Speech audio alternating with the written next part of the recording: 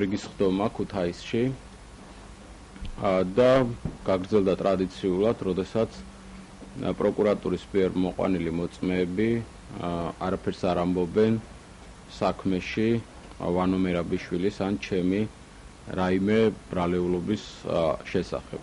შეგახსენებთ, რომ საქმე ეხება სამუშაოს მაძიებელთა აღრიცხვის პროგრამას. გუშინ მოხდა ასეთი რამ, რომ ჩვენ შეთანხმებული რეგულარულად თანხმდებით მომდევნო კვირის გრაფიკზე და დღესაც უნდა ყოფილიყავი ქუთაისში. დღესაც უნდა გაგრძელებული იყოს ხდომა, მაგრამ იმის გამო პროკურატურამ გუშინ განაცხადა, რომ ვერ მოასწრეს მოწმეების მობილიზება და მომზადება და ითხოვეს ერთი კვირით ხდომის გადადებას. მომდევნო ხდომა 6 დეკემბერს გაიმართება. მე გუშინაც განვაცხადე და დღესაც მინდა გავიმეორო, რომ პროკურატურაში, სადაც ახალი მთავარი პროკურორია, ბუნებრივია, არის ახალი მთავარ პროკურორს უნდა რომ გადახედოს ყველა ასეთ მნიშვნელოვან პოლიტიკურ საქმეებს და რა თქმა უნდა ერთ-ერთი მნიშვნელოვანი არის რომ არის ეს საქმე, პოლიტიკური საქმე ვანო მერაბიშვილის წინააღმდეგ. მინდა გითხრათ, რომ არც დანარჩენი მოწმეების მოყვანა მისცემს რაიმე შედეგს პროკურატურას. თქვენ იცით, რომ საქმეში არის 3969 მოწმე ჩართული პროკურატურის მხრიდან და ჩვენ მეც ვანო მერაბიშვილმა, ჩვენმა ადვოკატებმაც იმთავითვე გავაპროტესტეთ ამდენი მოწმის საქმეში ჩართვა, იმიტომ რომ ეს არის არათუ საქართველოში, მსოფლიოში უპრეცედენტო შემთხვევაა, როდესაც ამ რაოდენობის მოწმე იქნა დაშვებული სასამართლოზე მოსაყვანი მოწმეების სიაში. მე მუდმივად ვაცხადებ და ეხლაც მინდა გავიმეორო, რომ უახლოეს 2-3 კვირაში ჩემი ვარაუდით პროკურატურა განაცხადებს, რომ დამატებითი მოწმეების მოყვანას უკვე აზრი არ აქვს და ისინი ამ სიის რაღაცა ეტაპზე გაჩერდებიან. იმიტომ რომ პრაქტიკულად არც ერთი დამატებით მოყვანილი მოწმე უკვე ახალ საქმის თვალსაზრისით არაფერს არ იძლევა. ეს მნიშვნელოვანია იმიტომაც, რომ სასამართლო პროცესი არ გაჭიანურდეს და სასამართლო ჩაეტიოს იმ ვადაში, როდესაც ვანო მერაბიშვილს უსრულდება წინასწარი პატიმრობის 9 თვიანი ვადა ამ საქმეზე და ეს იწურება 21 თებერვალს. თუ პროკურატურა გააგრძელებს მოწმეების ასე უსასრულოდ მოყვანას, მაშინ 9 თვიანი ვადა ბუნებრივია ამოიწურება და მაშინ სხვა ტიპის გადაწყვეტილებები უნდა იქნას მიღებული.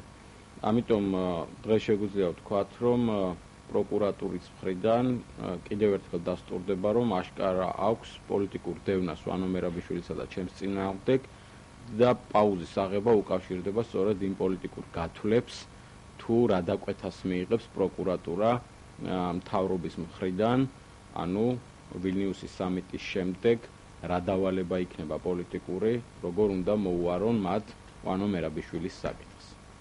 კითხვები რაც გექნებათ, კი პასუხობთ.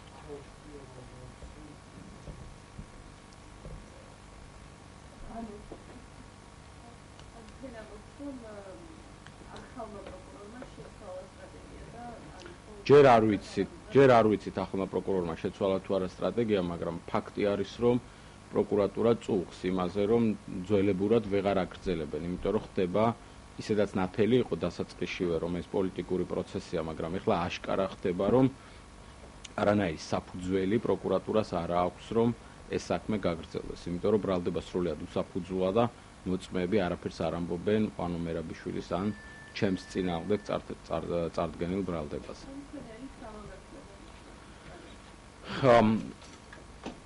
თუ მე ყოველთვის მithქვამს და ეხლაც გავიმეორებ, რომ თუ სასამართლო იქნება ობიექტური და მიუკერძოებელი, მე ვერ ვხედავ ვერანაირ საფუძველს, რატომ უნდა დადგეს გამამტყუნებელი განაჩენი ან ვანო მერაბიშვილის ან ჩემ წინააღმდეგ.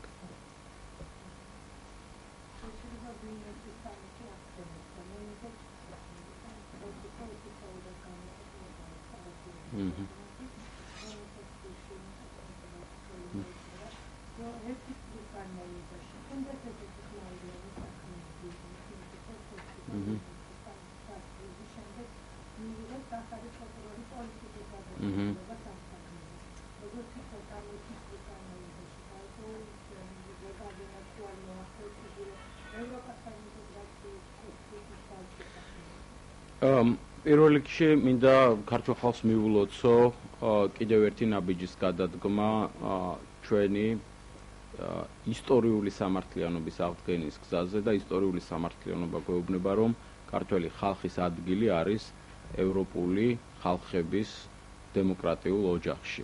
ეს არის ქართველი ხალხის არჩევანი და ჩვენ აქეთკენ უნდა ვიაროთ. მეორე რაც მინდა ვთქვა არის ის, რომ პარაფირება არის გარკვეული ტექნიკური ეტაპი, იმისათვის რომ ხელშეკრულება ამოქმედდეს, მას სჭირდება ხელმოწერა და რატიფიცირება. აი ხელმოწერისთვის ჩვენ უკვე მოვისმინეთ ძალიან მკაფიო განცხადებები იმასთან დაკავშირებით, რომ საქართველოში უნდა დასრულდეს შერჩევითი სამართალი ერთის მხრივ და უზრუნველყოფილი უნდა იყოს მედიის თავისუფლება. ეს არის ორი მნიშვნელოვანი პირობა, რაც დგას ევროკავშირის მხრიდან იმისათვის, რომ აი ამ შეთანხმებული დოკუმენტის ხელმოწერა მოხდეს.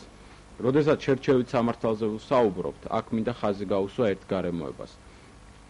ვანო მერაბიშვილმა გუშინ წინ სასამართლო პროცესზე განაცხადა და მეც გუშინ სასამართლო პროცესზე ეს დავადასტურე.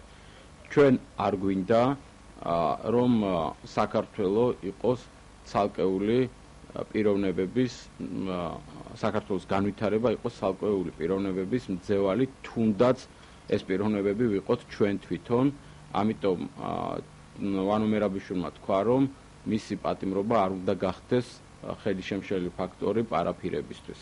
ეს ძალიან მნიშვნელოვანია, იმიტომ რომ ჩვენ კარგად უნდა გვესმოდეს, რომ ლომის წილი ამ დოკუმენტის იმაში, რომ ამ დოკუმენტის პარაფირება მოხდა სწორედ ჩვენ ხელისუფლებას მიუძღვის. მეორეს მხრივ ევროპას აქვს თავისი სტანდარტები და თუ საქართველო ამ სტანდარტებს ვერ დააკმაყოფილებს, ბუნებრივია ხელმოწერა ვერ მოხდება. აქედან გამომდინარე, მეც მიმაჩნია, რომ აუცილებლად ეს პოლიტიკური პროცესები და პოლიტიკური ანგარიშწორება უნდა დასრულდეს. თქვენ ყველა მოისმინეთ პოლონეთის საგარეო საქმეთა მინისტრის სიკორსკის განცხადება იმასთან დაკავშირებით, რომ კავკასიური ვენდეტა ყოფილი ხელისუფლების წინააღმდეგ უნდა დასრულდეს და საქართველოს მთავრობამ უნდა გააგრძელოს ის რეფორმები, რაც წლების წინ ნაციონალურ მოძრაობის ხელისუფლებამ დაიწყო. ამიტომ ეს არის ძალიან მნიშვნელოვანი და კიდევ ერთხელ ვიმეორებ, მართალია ეს ჩემი და ჩემი თანაპარტიელების ასე ვთქვათ პირად თავისუფლებას ეხება, მაგრამ ჩვენი სურვილი არის, რომ საქართველოს გააგრძელოს მოძრაობა ევროინტეგრაციის გზაზე, იმიტომ რომ იქ არის ჩვენი საბოლოო ადგილი.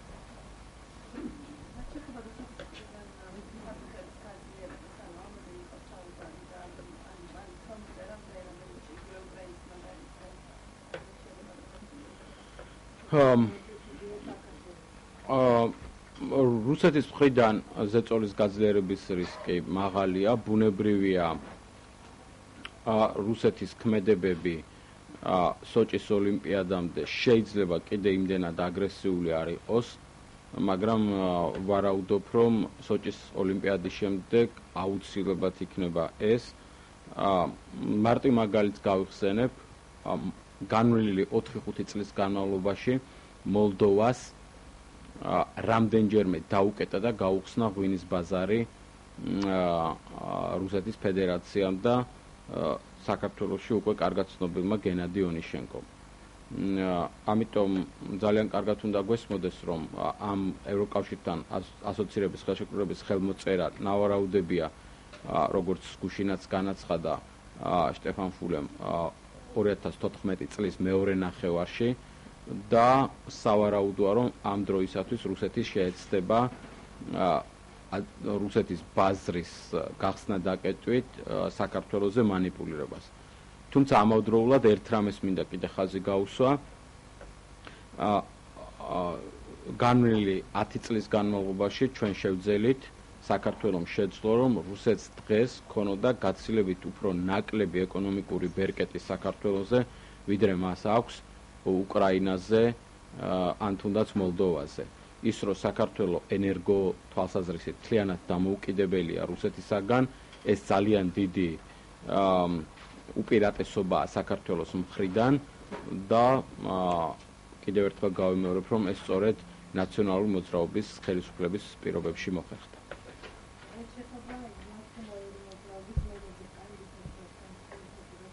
კი. დიახ.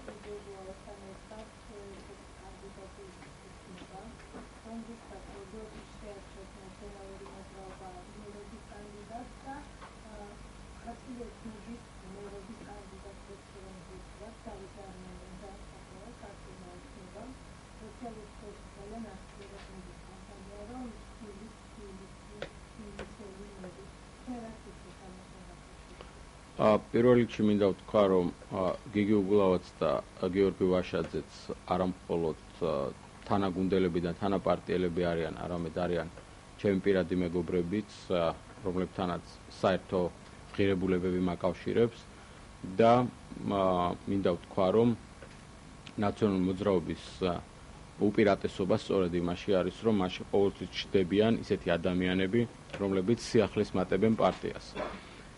თავისთავად პარტიის შიგნით კონკურენციაც ჯანსაღი მოვლენაა.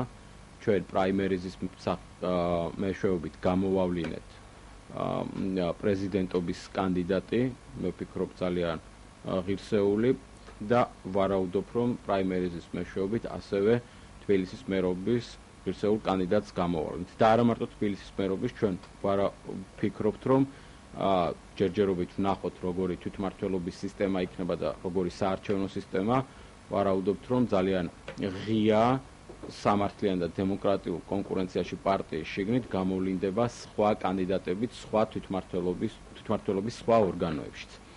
ეს ერთი. რაც შეეხება ბატონ დავით ნარმანიას, ამასთან დაკავშირებით, აქ ძირითადად აჟიოტაჟი ატყდა მის არათბილისელობასთან დაკავშირებით, რომელსაც მე არ ვიზიარებ. თქვენ შეიძლება გახსოვთ, რომ ჩემს მიმართ, როგორც თბილისის მერის პრეტენზია იყო, რომ არ ვიყავი თბილისის ცენტრიდან და დავიბადე და გავიზარდე თბილისის გარეუბანში. ეს ამ ტიპის პრეტენზიები ყოველთვის ჩემთვის ღიმილის მომგვრელია, თუმცა ეს თემა აქტიურად იხილება. ბატონ ნარმანიას მე დავიწუნებდი არა თბილისელობის გამო, ეს უბრალოდ სასაცილოა, არამედ მიმაჩნია, რომ ის არაკომპეტენტურია იმ საქმეში, რასაც ის აკეთებს და ეს დაადასტურა ინფრასტრუქტურის სფეროში გაჩერებულმა უამრავმა პროექტმა, მათ შორის თბილისში, როდესაც შემოვლითი რკინიგზა იქნა გაჩერებული და როდესაც გადასასვლელი ხიდი, რაც ძალიან მნიშვნელოვან სატრანსპორტო კვანძს გვირთა მოედანს აკავშირებს მეორე სანაპიროსთან, ასევე შეჩერებული იქნა ბატონი დავით ნარმანიას და ახალი მთავრობის მიერ. ამიტომ მე ვფიქრობ, რომ ამ კომპეტენციის მიხედვით უნდა ვიმსჯელოთ ადამიანზე, არამედ იმის მიხედვით, ვინცაც დაიბადა და ეხლა ის, რომ კორკოტას გრეჩიხა უნდა, ეს ბუნებრივია, ძალიან კარგ და ძველ თბილისურ ტრადიციაზე მეტყველებს და ბუნებრივია ამ ადამიანებს აქვთ უფლება ჰქონდეთ საკუთარი აზრი.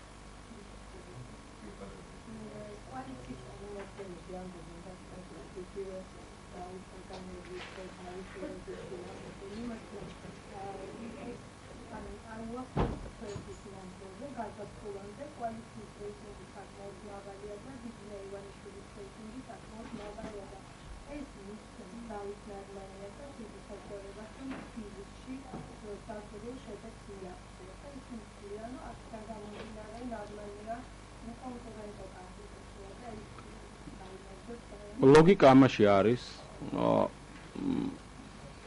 საქართველოს პრეზიდენტს გიორგი მარგველაშვილს ჩვენი ამორჩევლის უმრავლესობა მხარი დაუჭირა სწორედ იმის გამო, რომ ეს კანდიდატი შეარჩია ერთპიროვნულად ბიძინა ივანიშვილმა. დავით ნარმანიაც ასევე ერთპიროვნულად ბიძინა ივანიშვილის მიერ შერჩეული კანდიდატია და ამდენად საქმე არის არა დავით ნარმანიაში, არამედ იმაში ქართველი ამორჩეველი ადგილობრივ არჩევნებზეც და მათ შორის თბილისის არჩევნებზეც კვლავ დაუჭერს თუ არა მხარს ბიძინა ივანიშვილის მიერ ერთპიროვნულად შერჩეულ კანდიდატს.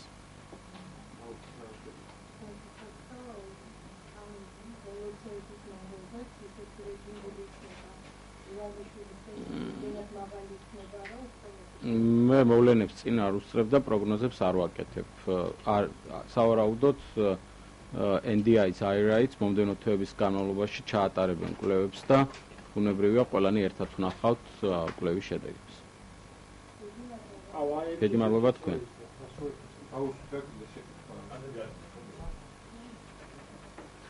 საკმარისად ბევრი ვილაპარაკე და რა უნდა.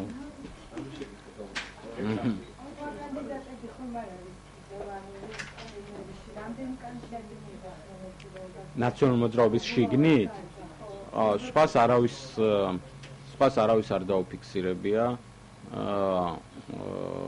ჩვენ შორის ჯერჯერობით არავის არ დაუფიქსირებია, ამიტომ ძირითადად ეს ორი კანდიდატი სახელდება პრაიმერიზის შიგნით. ხო თქვი მე პროგნოზებს არ ვაკეთებ. გაიზომება ხო ჩვეულებრივ და